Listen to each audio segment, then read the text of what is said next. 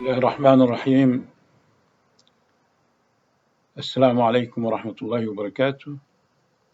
This episode is 23. The title is Prohibition of Usury. When we introduced the Islamic monetary triangle, we say three subjects, three heads of the triangle. The first head was the money, or the concept of money, and what is money. And we explained that for a few episodes. Today, we're going to take the second head of the triangle, which is usury, specifically prohibition of usury. Some people pronounce it usury, but common pronunciation is usury. The word usury itself is not used in the common public in English anymore, unless in the newspaper and the special article. The word is faded away because nobody uses it. The alternative word used now is interest or bank interest. You have to be very careful. I will try to stick with the word usury because the interest is one of the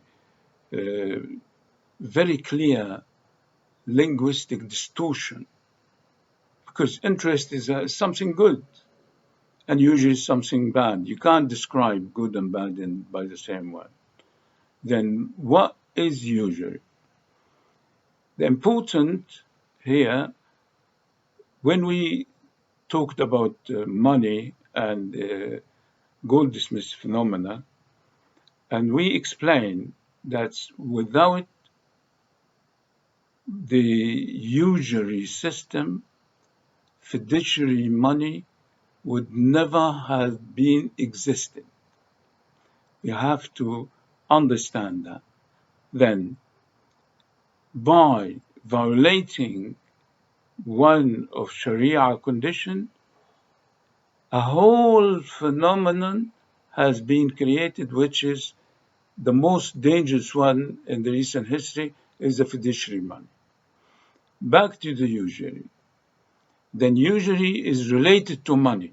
That's why we say the triangle, the all three heads of one thing. The third head is zakah, and the usury is the opposite system of zakah. We will see that later on. But what is usury? Usury is not prohibited in Muslim only. Usury is the one common prohibition for at least the three recent religions in the human history. Judaism, usury is prohibited. Christianity, usury is prohibited. Islam, obviously, usury prohibited and related to money. And this is the extra or the significance of the prohibition of usury in Islam. They related to money. No other text has related prohibition of usury to money like Islam. And we've seen how fiduciary money has been existed by the violation of the rule of usury. Then what is usury? It said very clearly, usury before Islam was just a loan with a condition to pay extra against the time. Very simple. Sometimes when you complicate things, you lose its meaning. Then you take money for a period of time and you pay extra for the time you've been allowed. And sometimes when the payment time came, they give a choice to the one who borrowed the money. You pay the loan, or you pay some extra. Then it's three elements: the loan, the agreement, and the extra and the time, or four element. It's very simple. If you complicate it, you wouldn't understand. This is a simple. When the Prophet ﷺ came, we will see he had another type of usury. But we leave that at the moment. Just concentrate on what usury is. Usury was before the revelation of the Prophet ﷺ. One type, we call it riba al-jahiliyyah. Or you could say simply the usury before revelation. It was a loan for a condition to repay the loan after a time with an increment. That increment is for the time as for the loan. Very simple. When we say revelation come and prohibited that as is being prohibited before, that prohibition come in two versions. In the text of the Quran, come very clear in stages. But while the Quran talking about one word called riba, the Prophet ﷺ has added another type of usury. That's why maybe the reason of a bit confusion. Because the Arab used to know one type of usury. Then we will take that one type, and when we come to the other type, which the Prophet ﷺ added, we'll make it in details. It's not that complication, it's simple. But because we're going to talk about the text now, I have to make clear the word in the text is including all usury. Even the usury the Prophet ﷺ has explained later. But the word in the Quran is explaining that's usually prohibited. Every type of usury. The usury the Arabs used to know before the introducing another type of usury, and both of them is included under the word riba, which the text, the Quranic text, has mentioned only one word, and one word only called riba. Whatever classification after that we're gonna make, it's all prohibited. Then, as all prohibition, the Arab or the society, which is Mecca society and the Medina where the revelation came, was living.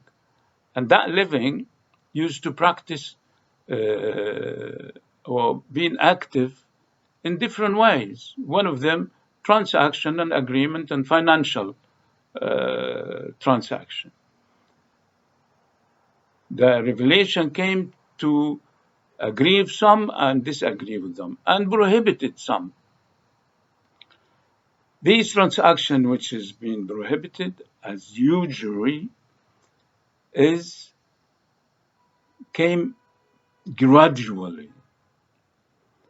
Not to allow time to practice, which is a considerable element when you mean to change society from bad activity to good activity.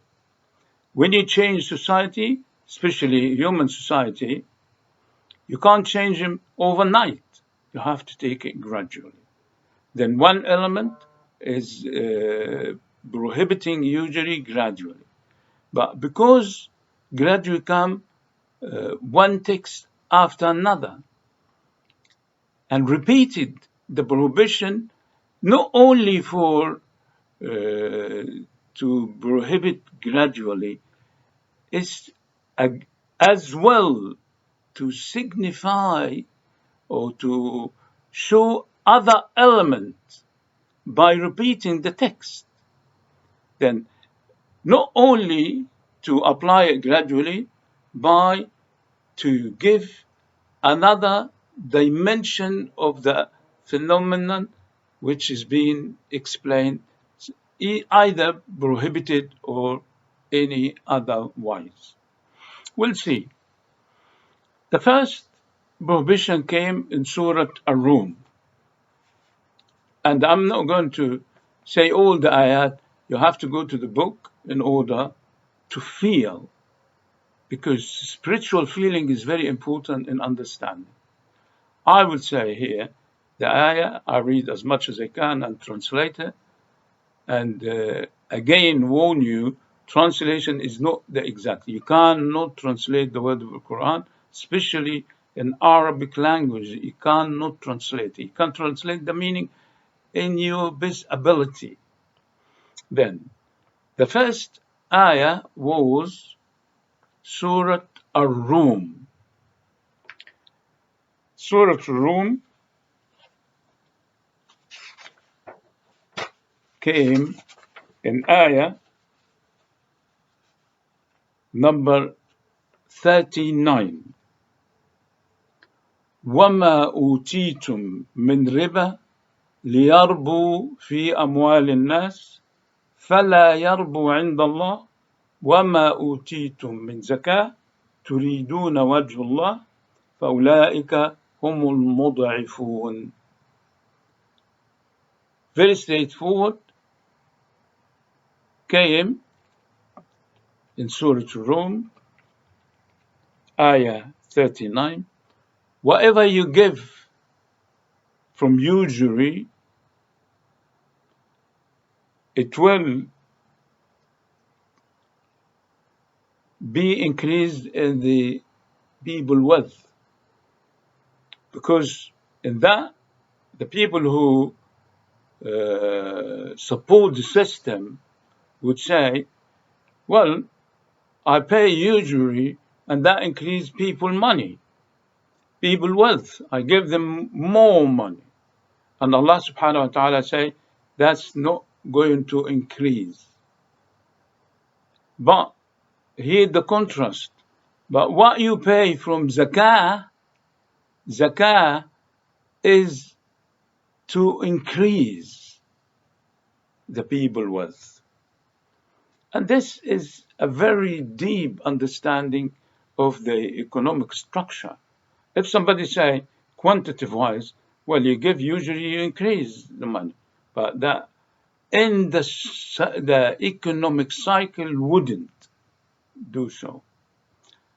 And somebody quantity say, if you pay zakah, that will decrease your wealth.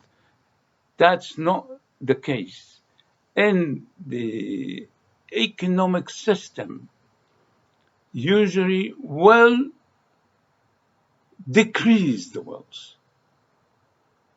It's the opposite what they claim. And zakah will increase the wealth of the people against what those people claim. And here we can see first stage of prohibition, there is a contrast between usury and zakah. To educate people, he says not only the quantitative, maybe you see it in the surface as increasing the wealth as usury, which it wouldn't, it doesn't. And you might see zakah decrease the wealth. No, it wouldn't. It shouldn't. But because you look at in the surface, but this as a system has another implication. Actually, usury would decrease the wealth, which is, and zakah will increase the wealth of the society. Maybe we'll see that later on. But the contrast is very clear. The education, the explanation is very clear. Maybe somebody will say the prohibition here is not very clear, but at least it gives some element, some understanding. It put the subject on the table. It's contrasting between usury and the zakah, and it said the fact that you claim that usury increase the wealth, which it isn't, it doesn't, and you claim zakah decrease the wealth, which it doesn't. It does the opposite. It's increase. And that will give the spirit for people to like zakah, to understand what the caste system do for the wealth in the society, and make the people to understand what usury do as a cycle or as a system does decrease and causing the wealth to be decreased, not as people claim. That's one eye. This is the first stage. We'll go to the second stage, Surah An-Nisa 160 and 61. And it said, فَبِظُلْمٍ مِّنَ الَّذِينَ هَادُوا حَرَّمْنَا عَلَيْهِمْ طَيِّبَاتٍ أُحِلَّتْ لَهُمْ وَبِصَدِّهِمْ عَنْ سَبِيلِ اللَّهِ كَثِيرًا وَأَخْذِهِمُ الرِّبَا وَقَدْ نُهُوا عَنْهُ وَأَكْلِهِمْ أَمْوَالَ النَّاسِ بِالْبَاطِلِ وَأَعْتَدْنَا لِلْكَافِرِينَ عَذَابًا أَلِيمًا. That repeating to show us that usury is not prohibited for Muslim only. It's for Judaism. And you know, the Old Testament and the Bible have the same prohibition. Then this usury is not prohibited only on Muslim, but it has been prohibited for Jewish as well.